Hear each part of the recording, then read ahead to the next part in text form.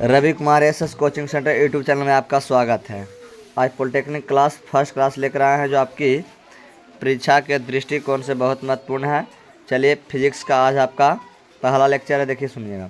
कहता है एक ही धातु के दो वस्तुओं की उष्मा की धारिता का अनुपात है जो 3:4 है, तो इसमें द्रव्यमान का अनुपात क्या होगा। तो जितना जो धारिता का आपका अनुपात रहता है वहीं क्या होता है आपका द्रव्यमान का अनुपात है, अनुपात इसका भी कितना होगा 3:4 होगा। ऑप्शन नंबर क्या हो जाएगा ए। चलिए क्वेश्चन नंबर 2 कहता अवस्था परिवर्तन के समय प्रदत्त गुप्त ऊष्मा के प्रभाव से होता है, क्या होता है इसमें। तो आपके पदार्थ के अणुओं की स्थिति ऊर्जा क्या होती है, बढ़ जाती है, यानी ऑप्शन नंबर ए हो जाएगा। क्वेश्चन नंबर 3 है यदि किसी वस्तु का द्रव्यमान 100 ग्राम है तथा विशिष्ट ऊष्मा 0.11 कैलोरी प्रति ग्राम डिग्री सी हो तो इसकी ऊष्मा धारिता क्या होगी। तो आपका जब इसमें 100 से मल्टीपल अगर 0.11 हम करते हैं तो एक आपको गुना करा पर कितना आता है 11 कैलोरी आता है। कितना आता है 11 कैलोरी। ऑप्शन नंबर क्या हो जाएगा बी हो जाएगा। क्वेश्चन नंबर 4 कहता बंद कैमरे में एक विद्युत पंखा चलाया जाता है तो कैमरे की वायु क्या हो जाती है, गर्म हो जाती है। कैमरा के माने वायु क्या होता है, गर्म होता है। Option number B. चलिए क्वेश्चन नंबर 5 है ऊष्मा सबसे तेजी से संचरित होती है तो किसमें होता है। तो आपकी विकिरण के द्वारा सबसे अधिक ऊष्मा का संचरित होता है, यानी 5वां क्वेश्चन का आंसर क्या हो जाएगा आपका ऑप्शन नंबर बी हो जाएगा। चलिए क्वेश्चन नंबर 6 है एक पृष्ठ की अवशोषकता 0.4 है, इससे कितनी परावर्तित हो जाएगी कि इस पर आपतित 10 जूल ऊष्मा होगी। कहते हैं यानी 10 में अगर 0.4 से आप गुना करते हैं तो आपका कितना आता है 4 आ गया, यानी 4 जूल। और टोटल आपके पास कितना था 10 था, तो 10 में से अगर आप 4 घटाते हैं तो आपका आंसर कितना आएगा 6 आएगा। तो कहाँ है ऑप्शन नंबर ए में है, क्या हो जाएगा ऑप्शन नंबर ए हो जाएगा। अगला क्वेश्चन नंबर 7 है दो वस्तुओं के बीच ऊष्मा का प्रवाह निर्भर नहीं करता, तो किस पर निर्भर नहीं करता है उसकी मात्रा पर निर्भर नहीं करता, नहीं ऑप्शन नंबर ए हो जाएगा। क्वेश्चन नंबर 8 है प्रकाश की तरंगदैर्घ्य की परास क्या होती है, 3900 एंगस्ट्रम से 7800 एंगस्ट्रम के बीच प्रकाश काम करता है, यानी प्रकाश का तरंगदैर्घ्य होता है। क्वेश्चन नंबर 9 कहता आकाश नीला दिखाई देता है तो यह प्रकाश के प्रकीर्णन के कारण आकाश नीला दिखाई देता है। चलिए क्वेश्चन नंबर आगे है कहता एक विद्युत बल्ब को 60 डिग्री कोण पर झुके दो समतल दर्पणों के बीच रखा गया है, इस बल्ब के कितने प्रतिबिंब दिखेंगे। यानी इसका फॉर्मूला होता है 360 बटा क्या होता है थीटा, थीटा फिर कितना हो गया 60 और -1 कर दीजिएगा, एक दूसरे से खत्म 6 6 का 36, कितना आ गया 6 - 1, यानी कितना आ गया आंसर इसका 5। तो 5 कहाँ आपका है सी में, यानी ऑप्शन नंबर क्या हो जाएगा इसका सी हो जाएगा। क्वेश्चन नंबर 11 कहता निम्नलिखित में से प्रकाश के किस रंग की तरंगदैर्घ्य सबसे लंबी होती है, यानी सबसे अधिक होती है। लाल रंग की तरंगदैर्घ्य सबसे अधिक होती है, जिसका तरंगदैर्घ्य अधिक होगा उसका विचलन क्या होगा कम होगा, उसका प्रकीर्णन कम होता है। क्वेश्चन कहता है इंद्रधनुष में निम्नलिखित में से कौन सा रंग दिखाई नहीं देता, तो काला रंग आपका दिखाई नहीं देता है। अगला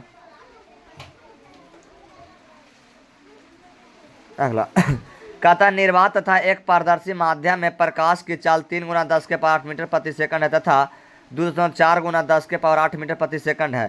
तो देखिए गुना करें 3 × 10⁸ अब बटा 2.4 और गुना 10 के पावर कितना हो गया 8, 10⁸ से 10⁸ खत्म हो गया। देखिए कितना हो गया 3 से भागा देंगे तो 0.8 मरतबे कट गया। तो देखिए ऊपर कितना हो जाएगा 10 बटा कितना हो गया 8 है। तो इसको आप काटिएगा तो कितना आ जाएगा 1 दशमलव हो गया यहाँ पर ये लगा 1 कम 8 फिर 2 0 8 दूना 16। तो अगर इसको काटेगा तो कितना हो जाएगा 5 और बटा में 4, तो यानी 5/4 कहाँ है? ऑप्शन नंबर ए में है, तो ऑप्शन नंबर ए हो जाएगा। क्वेश्चन नंबर क्या है? 14 में, वायु में प्रकाश की चाल 3 × 10⁸ मीटर प्रति सेकंड है तथा यदि कांच में प्रकाश की चाल 2 × 10⁸ मीटर प्रति सेकंड हो तो वायु के सापेक्ष कांच का अपवर्तनांक क्या होगा? तब बताइए, निर्वात में प्रकाश चल बटा किसी माध्यम में प्रकाश की चाल आपके क्या होता है? फार्मूला होता है। तो 3 × 10⁸ बटा 2 × 10⁻⁸ कितना होता है? 8। देखिए 10⁸ से 10⁸ खत्म हो गया तो 3 बटा कितना आ गया? 2। अगर 3/2 के भागा मतलब कितना होता है? 1.5। तो कहाँ है आपका? है ऑप्शन नंबर डी में है। कहाँ है? ऑप्शन नंबर डी हो जाएगा।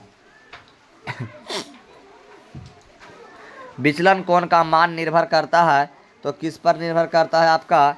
तो कहता है आपका प्रिज्म के कोण पर, प्रिज्म के पदार्थ के अपवर्तनांक पर, यानी ए बी दोनों पर। ऑप्शन नंबर क्या हो जाएगा? डी हो जाएगा।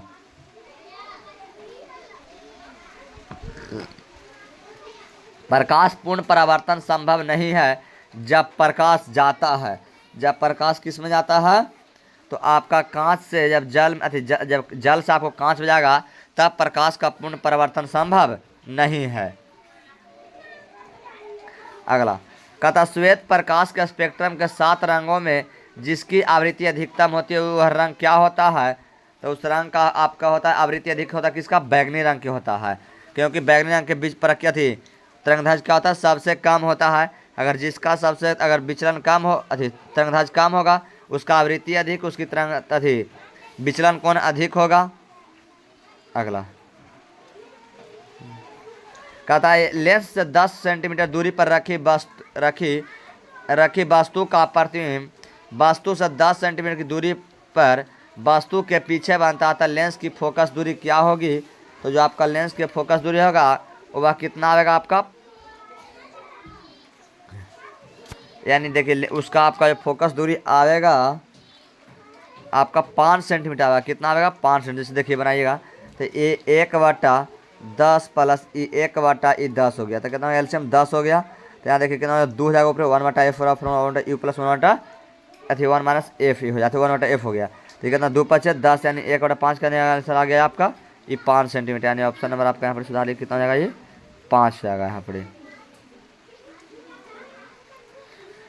कहता है एक लेंस की क्षमता -5.0 डी है, यानी डायोप्टर है, तो इसकी फोकस दूरी क्या होगा? तो हम पढ़े हैं आपका कि 100 कितना होता है? पी होता है, तब बी 2500 यानी -20 सेंटीमीटर होगा। Option number A. कहता चश्मा प्रयोग करने वाले व्यक्ति को माइक्रोस्कोप का प्रयोग करने के लिए क्या करना चाहिए? चश्मा उतार देना चाहिए। ऑप्शन नंबर ए हो जाएगा। अगला, माइक्रोस्कोप के अभिदृश्य की फोकस दूरी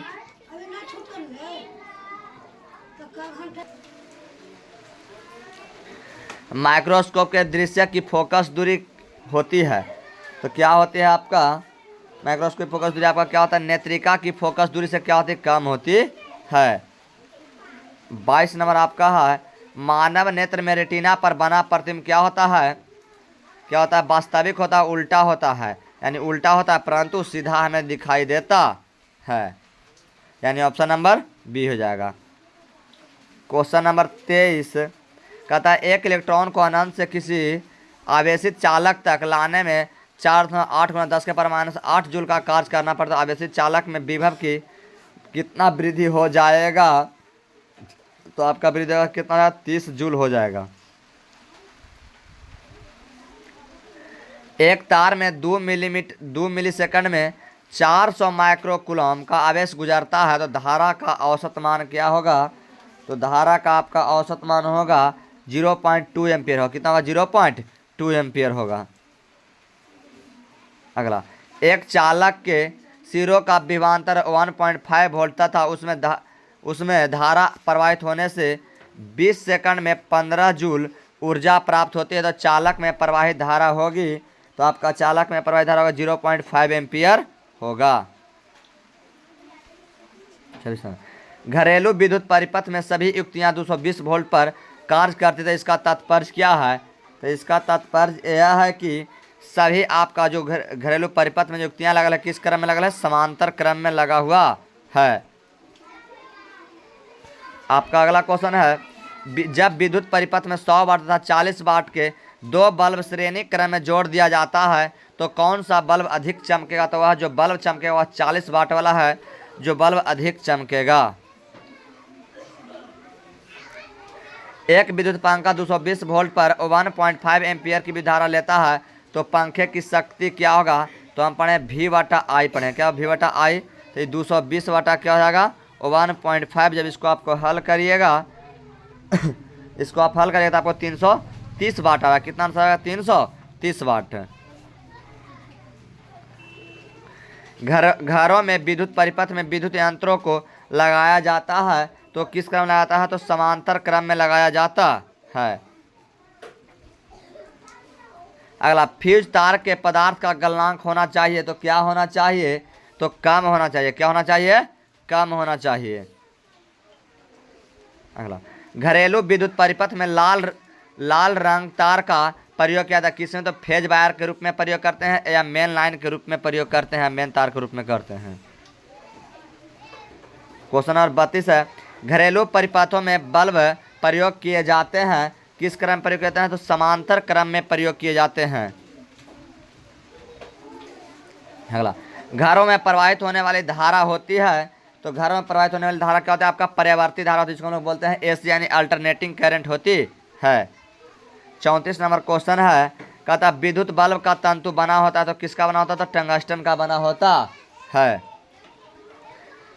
35 नंबर क्वेश्चन आपका है, घरों में प्रवाहित होने वाली विद्युत धारा होती है 5 एम्पियर होती है। अगर हमारा वीडियो अच्छा लगे तो हमारे चैनल को सब्सक्राइब करना, लाइक करना, बेल दबाना ना भूलें।